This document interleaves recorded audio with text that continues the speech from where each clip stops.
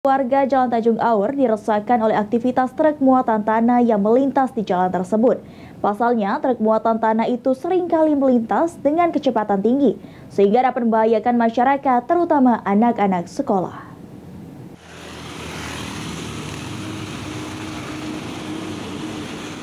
Banyaknya aktivitas truk bermuatan tanah yang melintas di Jalan Tanjung Aur, Kelurahan Bukit Baru, menimbulkan keresahan bagi masyarakat di kawasan tersebut karena menyebabkan jalan menjadi rusak dan berdebu.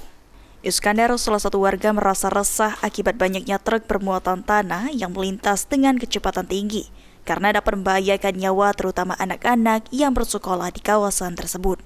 Selain itu, kondisi Jalan Tanjung Aur juga berdebu dan mengalami kerusakan karena truk yang melintas.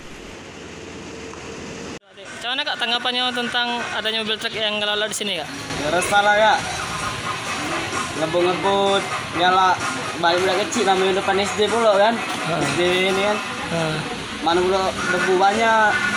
Terus jalan kita jadi rusak? Iya, jalan rusak, benar kita galak pula lagi. Inilah berapa lama Kak kalau boleh tahu?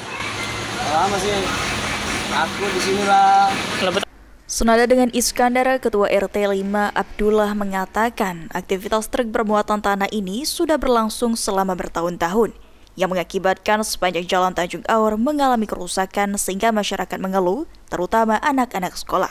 Diharapkan agar pemerintah dapat memberhentikan truk bermuatan tanah agar masyarakat tidak merasa terganggu lagi. Baik Pak, untuk ini berapa lama Pak untuk mobil truk yang lewat di sini Pak? Nah, bertahun-tahun sudah jalan itu hancur kalau sudah kan nawar kan warga itu keberatan SD keberatan kan di depan SD kan hancur jalan sepanjang jalan ke arah ke jembatan itu kan arah ke Gandus itu. Jadi semakin rusak lah sudah hancur jalan itu. Jadi gara-gara truk lewat jadi jalan itu hancur, itu jadi keluhan masyarakat Pak ya. Terus juga masyarakat juga mungkin ngerasa truk ini ngebahaya ke Pak? Ya sudah tuh rasa masyarakat itu resah masalah ada galian ini ya anak-anak sekolah. Ilham Wahyudi, PAL TV.